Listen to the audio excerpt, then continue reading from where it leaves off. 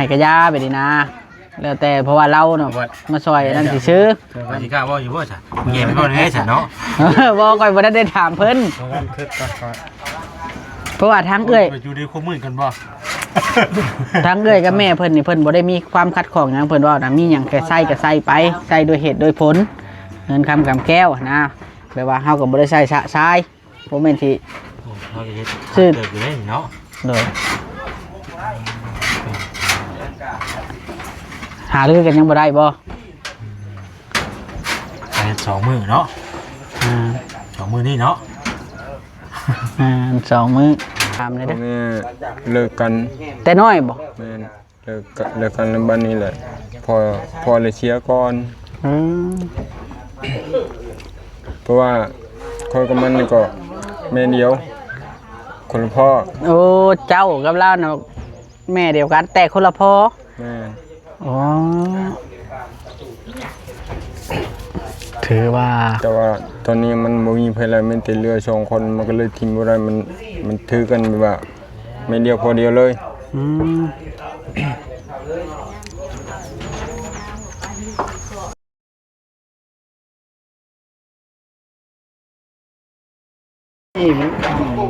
สบายดีพี่น้องสบายดีเด้อวันนี้บริสิมาถามเนาะถามทีมงานถามนั้นว่าเฮาสิให้อันอ้ายชาวเทืองนี่เท่าไรค่ะเพิ่นซอยเฮ็ดอันนี้นะพี่น้องเพิ่นก็บ่มีเวียกเฮ็ดงานทำคือว่าเพิ่นก็เป็นคนแบบบ่สมบูรณ์แบบแน่เจ็บบ่าไหล่เพิ่นว่ารถเกิดอุบัติเหตุเจ็บบ่าไหล่เฮาแล้วบ่ฮู้ว่าสิให้เพิ่นจังได๋ล่ะเพราะว่าเพิ่นต่างมาซอยน้องเพิ่นแล้วก็เห็นแล้วมามื้อนั้นนะบ้านนี้นะเฮาก็เลยบอกว่าอยู่ซอยนี่เด้อซอยกันเฮ็ดนี่เฮาก็บ่ฮู้ว่าสิให้เพิ่นซำใดเนาะให้ถึงอันนั้นแหละพี่น้องเนาะเพราะว่าเราเฮ็ดกับหลานเรากับเรากับว่าง่ายซะปกตินี่เรานอนเทือนอันของนาซาวพี่น้องเนาะบ่ได้นอนในนั้นแถวนี้ซั่นซะเอ้าเดี๋ยวเบามื้อนี้เบาเข้าไปพร้อมกันนี่กันเบาลิสิเบิ่งสิถามทีมงานเบิ่งก่อนว่าอันสิพอให้พร้อมซำใดพี่น้องเนาะนี่ก็เบาลิบ่ได้ถามผู้ใหญ่เพิ่นได้นี่ว่าสิให้เพิ่นซำใดนี่นะแต่ว่าเฮาสิถามทีมงานเนาะถ้าเบาลินี่ให้บ่น้อยบ่หลายให้สมมาพาควรแล้วก็บางเทื่อให้แล้วก็ FC ก็ให้อีกได้หลายเทื่อแล้วได้เบาลิให้เงินแบบว่าผู้เพิ่นมาช่วยล่ะ FC ให้เบาลิเนาะเอ้าเบิ่งนำกันพี่น้องเด้อน้อยดีแล้วเพิ่นมีน้ำใจเด้เอ้าเฮ็ดได้น่ะเอาสบายดีมีเรื่องที่ปรึกษาได้เดี๋ยวนี้2 คน2สหายซุมเจ้านี่เรื่องอย่างนี้บอกเป็นว่าตกใจเนาะเราหยังเนาะมีเรื่องปรึกษากันเลยเอาก็คือนั่นอยู่เนาะคืออันนี้เนาะข่อยนักใจเดี๋ยวนี้นะอะไรนักใจไปได้บัดนี้เอานักใจย่านเท่นักใจแบบว่าข่อยนั้นเมื่อวานนี้เนาะข่อยเข้ามาตอนเช้าแล้วข่อยเลยเห็นอ้ายชาวเทืองน่ะมาเรามาจากหักยามาส่งแหละหักยามาส่งเขาแถวนี้แหละเลยข่อยเลยบอกว่าเอาไปได้บริมีเวียกบอกข่อยบ่นะว่าน้ำเพิ่นแล้วไอ้นะบอกไอ้แท้ๆเราบ่มีเวียกบอกข่อยว่าท่านบ่มีเวียกอะไรนี่เด้ออยู่ซอยกันเฮ็ดเรือนครัวนี่เด้อข่อยสิให้เงินซื้อ100ดอกข่อยว่าสิแหละเรามาเราก็เฮ็ดลีอโลได้แล้วแถมเราบ่ได้แข็งแฮงแน่เราเจ็บบ่าไหล่แล้วนะแม่นคนแบบว่าแม่นเจ็บบ่าไหล่ย้อนอุบัติเหตุรถชนลูกเมียก็เลิกเป็นคนแบบว่าปกติเราก็บ่ได้ค่อยนั้นดอกบ่ค่อยอันออกกล้องมาได้นะแต่ว่าผู้นี้น่ะเคยเลี้ยงเทืองผู้นี้บ่แม่ในยามที่เทืองคัดชนอีหยังก็โทรยืมเงินดึงคำเวลาลูกไข่ลูกเจ็บป่วยตอนอ้ายนี่อยู่ไทยบ่แม่นว่าเราเป็นคนหากะมาได้เบาลีก็เลยแบบว่าเว้าแบบว่าเบาลินจางอลีแล้วเนาะอยู่ซอยกันได้นะแล้วอ้ายเพิ่นเลยเฮ็ดลีอัลลอบ้านเฮ็ดจนแล้วซอยกันก็บ่บอสแล้วเนาะบ่บอสกันลุยเมื่อวานนี้ซอยกันกับหลานพร้อมผมว่าก็ขึ้นแล้วหลังคาผมว่านี่เนาะแม่นกดคุมต่อด้วยชาวลงต่ำบ่แต่ว่าลักนี่ก็คือลุงเพิ่นและเขาจึงถามแบบว่าทีมงานแบบนี้บ้านนี้นะแมนยูว่าเราต่างซอยน้องซอยหลานเราแต่ว่าเขาสมควรให้เราแบบไรนะ เป็นน้ำจิตน้ำใจนี่นะ น้ำจิตน้ำใจแล้วบ่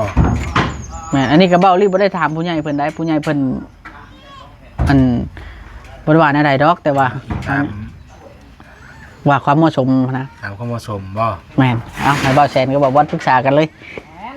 เราเห็นว่านี่เนาะเนาะ เห็นว่านี่แล้วก็ค่อยเฮ็ดจดๆแจ๊ดๆไปเมื่อยแล้วก็พักกันแหละแล้วก็เฮ็ด เราบ่ได้บ่ว่าท่านพี่นะก็บ่ได้บ่เนาะ บ่ว้าวได้ให้ก็เอาบ่ให้ก็ยาไปดีนะแล้วแต่เพราะว่าเราเนาะมาซอยนั่นสิซื้อ ว่าสิกล้าบ่อยู่บ่จ้ะเงียบไปบ่ได้ซะเนาะ บ่ค่อยบ่ได้ถามเพิ่น เพราะว่าคือก่อน เพราะว่าทางเอ้ย ไปอยู่ในคู่มือกันบ่ ทางเอ้ยกับแม่เพิ่นนี่เพิ่นบ่ได้มีความคัดข้องหยังเพิ่นว่านะมีหยังแค่ใส่ก็ใส่ไปใส่ด้วยเหตุด้วยผลเงินคำกำแก้วนะแบบว่าเฮาก็บ่ได้ใส่สะทรายบ่แม่นสิ เฮาสิเฮ็ดเกิดอยู่ได้เนาะ โดยหารือกันยังบ่ได้บ่ ไป2มื้อเนาะ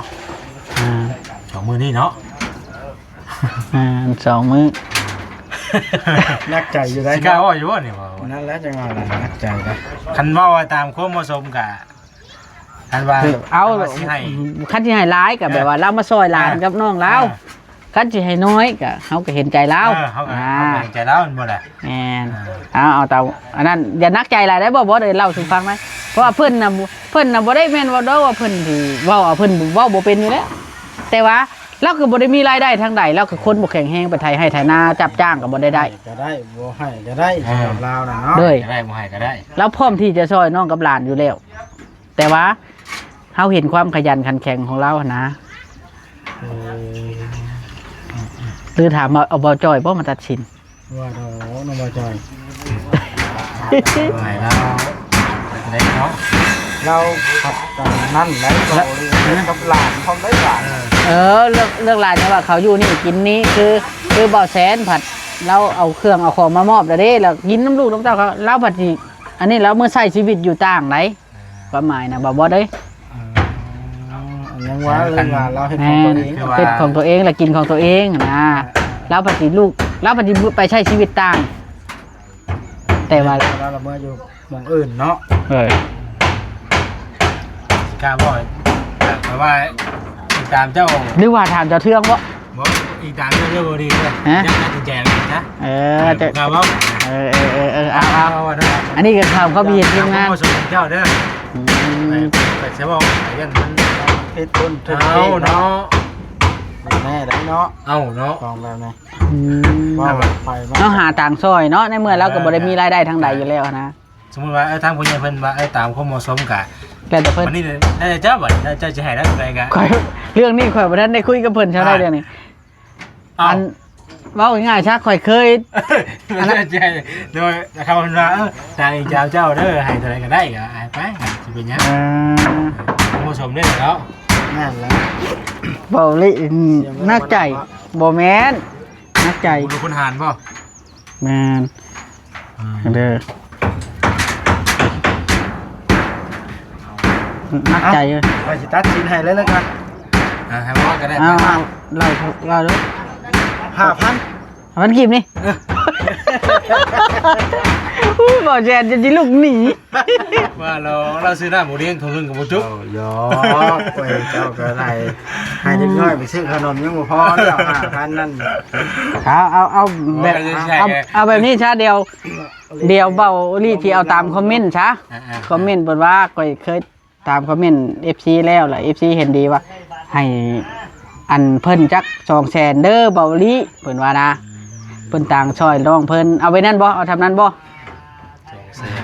ก็สมมาพระควรนะเนาะ เป็นว่าไดเพิ่นมาช่อยน้องเพิ่นเด้ถ้าสมมุติว่าเพราะว่าเฮาก็ยังบ่ได้ปรึกษาผู้หลักผู้ใหญ่เพิ่นเด้สมมุติว่าผู้หลักผู้ใหญ่เพิ่นว่าให้เพิ่นอีกแน่เฮาก็สิให้นะเอาแทน เพิ่มอีกเนาะ แม่น แต่เขาให้ก้อนตอนนี้เนาะ แม่นคือว่า แต่ก็หมดก้อน ช เนาะ มเหตุชมผลบ่แล้วเอาขึ้นเพิ่นบ่บุญบ่มีดอกเนาะบ่มีดอก อะไรก็ โยกฉันสมมุติว่าอย่างนั้นเราสมมุติว่าถ้าเฮ็ดได้ก็เฮ็ดสมมุติว่า นี่คือว่าให้เอาคืนนี่ บ่มีดอกพอผู้ใหญ่ เบาลินะ เอาคืน คือสิเป็นไปบ่ได้ เป็นไปบ่ได้แต่ว่ามันบ่มีทางเปลี่ยนไปหั้นนะว่านั่นน่ะเนาะบ่แซ่ด เห็นแล้ว บ่มีดอกบ่มีแบบนั้นเนาะไปทางเนาะเบาลีเคยนั่นอยู่เคยแบบว่าเคยมีประสบการณ์แบบนี้ว่าเฮาเคยให้เขาเจ้าซ้ำนั้นแล้วแต่ผู้ใหญ่บอกไปให้อีกเด้อมันน้อยนี่นะมันก็แก้ไขง่ายเนาะ อันนี้พังนี่ถือว่า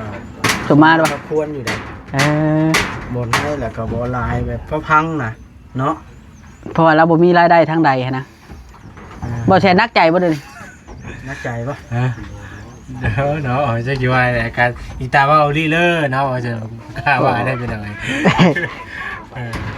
บ่แช่อึ้งเลยเดี๋ยวนี้น่ะที่เด้อเอ้าค่อยสิไปสัมภาษณ์แล้วก็เด้อจ้ะเด้อบทสัมภาษณ์แล้วชุมเจ้าสองคนนี่บ่ได้ย้อนอีหลี บ่ผ่านเนาะ บ่ผ่านเลยบ่ได้ความคิดเห็นหยังเลยตอนนี้บอกว่าเท่งอยากให้5,000กีบ เอาเลยเอาย่อไปชื่อก็บ่ได้นะ เพราะว่าเบาลิสิเอาตามคอมเมนต์เพิ่นคอมเมนต์ FC ได้ล่ะ แบตเท่าไหร่เนี่ย เฮาเอามาสบายดีก่อนลุงพอก่อนมาลงมานั่งก่อนเด้อมานั่งให้ค่อยถ่ายคลิปก่อนคราวนึงแต่สบายดีลุงสบายดีก่อนสบายดีกันช่องมือได้นี่ สวัสดี เด้อฮะ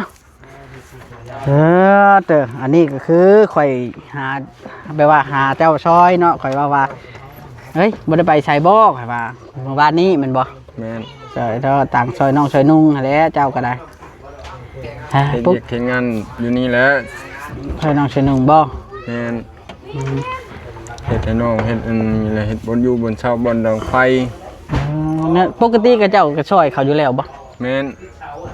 ต้องช่วยอยู่แล้ว แต่เก่าก็ได้ให้บ่ให้ก็ซอยบ่ ให้มาให้ก็ช่วย เอาแล้วทีเถอะนี่ล่ะพี่น้องเนาะเป็นน้ำใจของอ้ายที่มีต่อน้องเพราะว่าแต่กี้น่ะข่อยได้ยินสาวเทืองว่าเจ้าน่ะเบิ่งแยงลาวแต่น้อยแม่นบ่ แม่นตั้งแต่ทำนี่ลูกมันซุมื้อนี่น้อยรุ่นนี่ ต้องพ่อแม่ไปใช้จะอ้ายขอถามเลยเด้อ แม่เลิกกัน แต่น้อยบ่ แม่นเลิกกันแล้วบัดนี้แหละ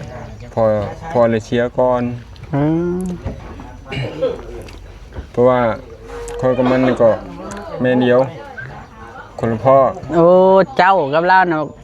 แม่เดียวกันแต่คนละพ่อ แม่ อ๋อถือว่า แต่ว่าตอนนี้มันบ่มีไผแล้วมีแต่เรือ2คนมันก็เลยทิ้งบ่ได้มันถือกันแบบว่าแม่เดียวพอเดียวเลย อืม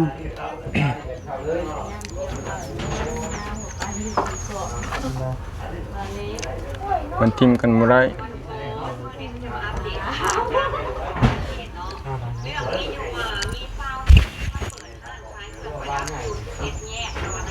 พอผู้เป็นหน้านี่แหละดูแลเขาเป็นหยังก็แต่ละปีแต่ละเดือนก็ได้ก็บ่ได้ปะบ่ได้ทิ้ง เนาะตอนนั้นจะไปกรุงเทพบ่เล่าให้ฟังแหน่มันเป็นอะไร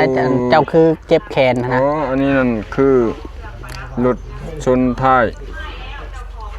รถจักรในชนท้ายสะเล็งคอย เออ เขาในแหกโค้งมาร ถยังชนน่ะ รถจักรนี่ระแบบนี้แหละนี่ รถจักรแหละชนซาเล้ง แม่นแบบว่าเขานี่ขี่ไวอะนะมันมีโค้งตรงนั้นน่ะมีโค้งตรงนั้นบัดนี้เขาก็แบบว่ามันก็เมาแน่ มันเมามันก็เลยแหกโค้งไปชนคอยบัดนี้นะ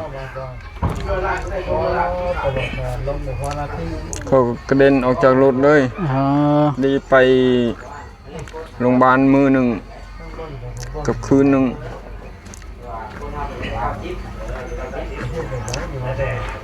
เสียเงินให้ค่าโรงพยาบาลกับ10,000 กว่าประมาณ10,000 กว่าเดือน12,000หมอนึงก็ถึกเจ็บ เจ้าน่ะได้เชียร์ทั้งเงินให้เขาบ่ แม่นเสียเงินค่าโรงพยาบาล เท่าไหร่น่ะ 12,000 เสียเงินให้เขา12,000 เพราะว่าเข้าโรงพยาบาลได้มื้อหนึงกับคืนหนึงเขาคิดเท่านั้นแต่ว่า อีเงินที่เขาเรียกร้องเขาขอเขาฮู้ว่าเขาผิดแต่เขาขอแบบว่าอีหมอนั่นก็เป็นคนไทยนะคนไทยสุรินทร์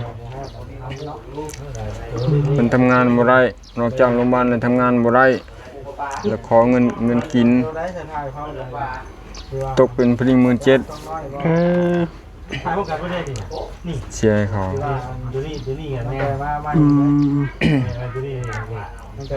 เราพาไว้ เขาก็ลงทางจะแข้งนี่แล้วก่อนที่เจ็บบาไหลนี่ลงทางจะแข้ง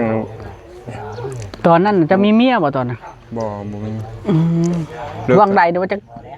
จักปีละ ฮะ ผ่านมา 6 ปี7 ปีนี่แหละ แต่ว่ายังเจ็บอยู่ อันนี้ฮะเพราะเพิ่งยังเจ็บอยู่แต่ว่ามัน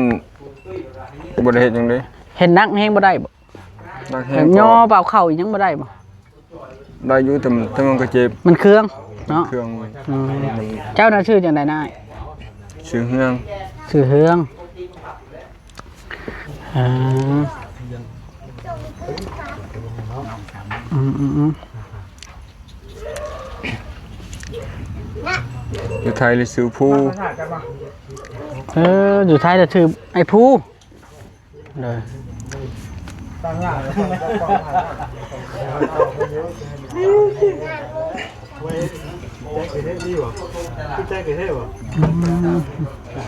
น่าสงสาร บัดนี้เบิ่นนั้นเพิ่นแล้วก็ตีมาบัดนี้ มารักษาตัวอยู่บ้าน ทั้งไข้ทั้งยังมาแตุพุ่นเป็นก็บ่ได้พักเลย เป็นไข้เป็นหยังก็บ่ได้พักเลยเจ็บบ้านไหลก็บ่ได้พักเลยนะมันหลุดมันนอนเช้าบัดนี้นะ เจ็บบาไหลยังเป็นไข้ก็บ่ได้พัก มารักษาอยู่บ้านเองบัดนี้นะ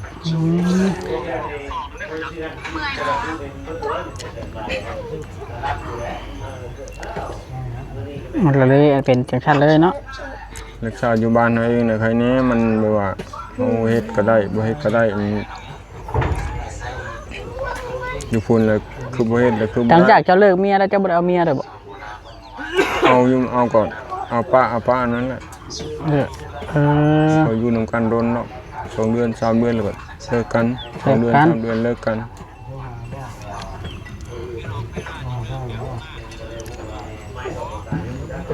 เอาใหม่ไปเรื่อยๆ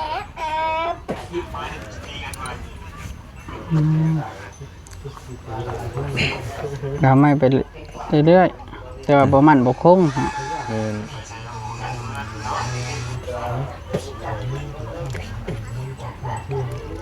สิแล้วแล้วอุดอ้าวสิแล้วอีก4-5 นาทีคือว่าเนาะเราจะหาเจ้ามาเฮ็ดอันนี้หาเจ้ามาเฮ็ดอันนี้ก็